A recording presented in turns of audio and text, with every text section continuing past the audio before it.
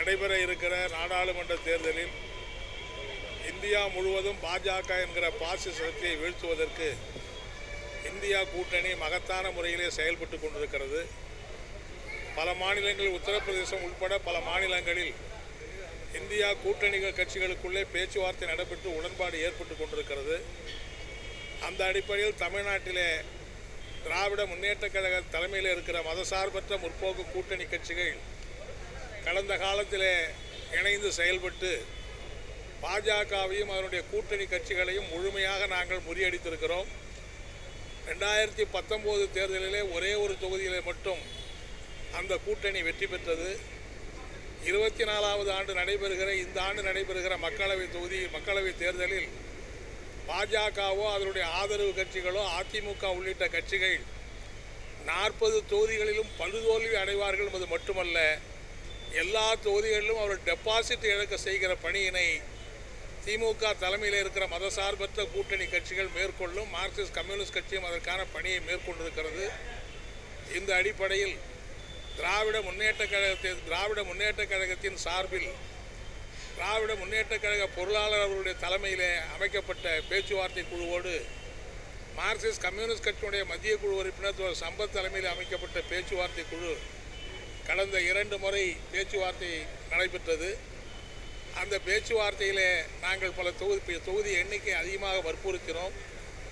ஏற்கனவே 2 இடங்களிலே போட்டியிட்டு நாங்கள் வெற்றி பெற்றிருக்க அந்த சூழ்நிலையில் கூடுதலான இடங்களை வேண்டும் என்று கேட்டிருந்தோம்.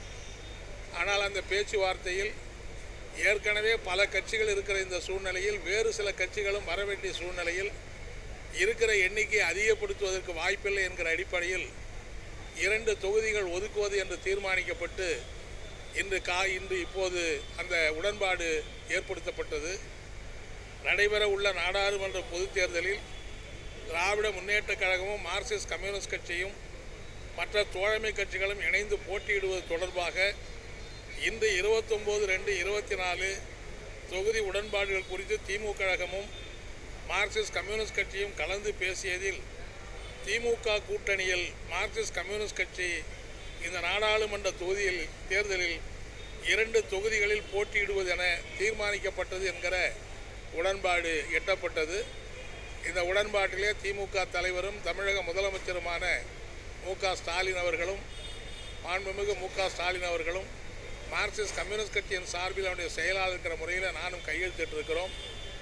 இது அடுத்து பல கட்சிகளோடு இந்த உடன்பாடு ஏற்பட்ட பிறகு எந்தெந்த தொகுதிகள் யாருக்கு என்கிற பங்கீடு பிறகு பேசி முடிப்பது என்று தீர்மானிக்கப்பட்டிருக்கிறது என்பதை நான் தெரிவித்துக் கொள்ள விரும்புகிறேன்.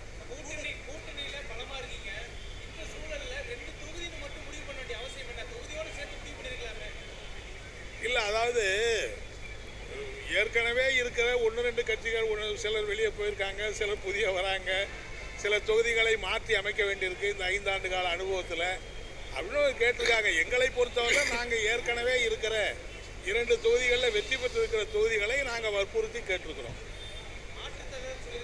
இல்லை, அதை பற்றி இன்னும் பேசவே இல்லை. அடுத்த எல்லா கட்சிகளோடும் பேசுகிற போது இதையும் பேசி முடிக்கலாம். ஏன்னா ஒரே தொகுதியை வேறு சில கட்சிகள் கேட்குறாங்க. அப்போது அது சம்மந்தமாக அவங்களோட பேசிக்கிட்டு தானே முடிவு பண்ண முடியும்.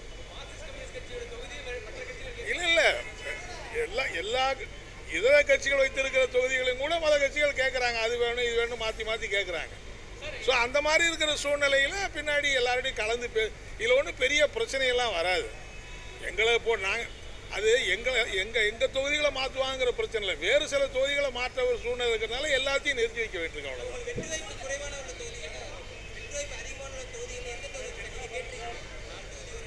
இல்லைங்க, நாங்கள் ஏற்கனவே 2 தொகுதியை வலுவாக வெற்றி பெற்று இருக்கிறோம். 5 வருஷம் இருந்திருக்கிறோம். அதுதான் கேட்டிருக்கிறோம்.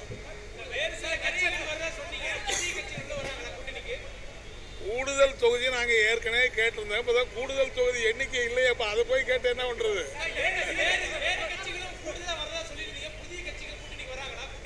அதான் கமலஹாசன் வருவாருங்கிறாங்க, இப்படி சில பேர் வரதா சொல்லிட்டு இருக்காங்கல்ல. அதனால அதெல்லாம் ஒன்று தான் தெரியும். இல்லைங்க, நாங்கள் ஏற்கனவே நிறைய எல்லாம் கேட்கல. ஏற்கனவே இருந்த 2ஓட இன்னொன்று கூடுதலாக கேட்டோம். 3 தொகுதிகள் இந்த வாட்டி வேணும். நாங்கள் கேட்கறது நியாயமாக இருக்கணும்ல. ஏன்னா வேறு பல கட்சியெல்லாம் இருக்குல்ல. நாங்களும் திமுக மட்டும்தான் அதிகமாக கேட்கலாம். பல கட்சிகள் இருக்கிற போது நாங்கள் மட்டும் யாருக்கு எது கொடுத்தாலும் பரவாயில்ல, நாங்கள் மட்டும் 10 தொகுதி கொடுக்கப்பா. எங்களுக்கு இப்போ இந்த 2 தொகுதி ஒதுக்கப்பட்டிருந்தாலும் எங்களை பொறுத்தவரை 40 தொகுதிகளும் எங்கள் தொகுதி என்ற அடிப்படையில் நாங்கள் பணியாற்றுவோங்கிறத தெரிவிச்சுக்கிறோம். எல்லா கேள்வியும் நீங்க கேட்க